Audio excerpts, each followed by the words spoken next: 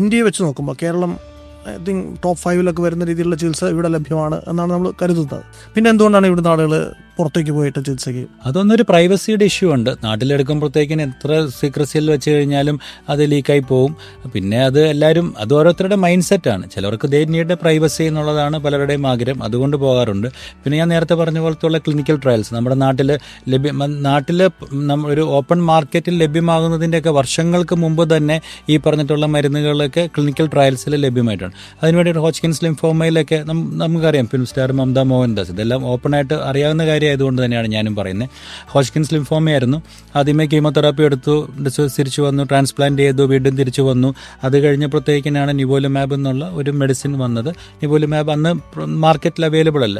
She went to US and took nivolumab. അതുകൊണ്ടാണ് she recovered and it came back to life. അപ്പം ആ മരുന്നൊന്നും അന്ന് നമ്മുടെ നാട്ടിൽ ലഭ്യമല്ലായിരുന്നു. ഇന്ന് ആ മരുന്ന് ലഭ്യമാണ്. അപ്പോൾ ഇന്നിപ്പോൾ അവിടെ അതിൻ്റെയൊക്കെ അടുത്ത ജനറേഷൻ മരുന്നിലാണ് അവരവിടെ ചെന്നിട്ട് അവൈലബിൾ ആകുന്നത്. അപ്പോൾ അങ്ങനത്തേതൊക്കെ വേണമെന്നുണ്ടെങ്കിൽ നേരത്തെ നമ്മുടെ ഇവിടെ കാർട്ടി സെൽ തെറാപ്പി അതിപ്പോഴാണ് നാട്ടിലൊക്കെ ലഭ്യമായി തുടങ്ങിയത്. കാർട്ടി സെൽ തെറാപ്പി US വന്നത് ഒരു 4-5 വർഷം മുമ്പ് തന്നെ ആയിട്ടുണ്ട്. അപ്പോൾ അന്ന് അവിടെ പോയിട്ട് ചെയ്യണമായിരുന്നു. അപ്പോൾ അങ്ങനത്തെ ചില ടെക്നിക്കൽ അഡ്വാൻസ്മെൻറ്റ് കൂടുതലും പുറത്ത് അവൈലബിൾ ആയതുകൊണ്ട് പോകാം. പക്ഷേ മജോറിറ്റി ഡിസീസസിനും അതിൻ്റെ ആവശ്യം വരാറില്ല.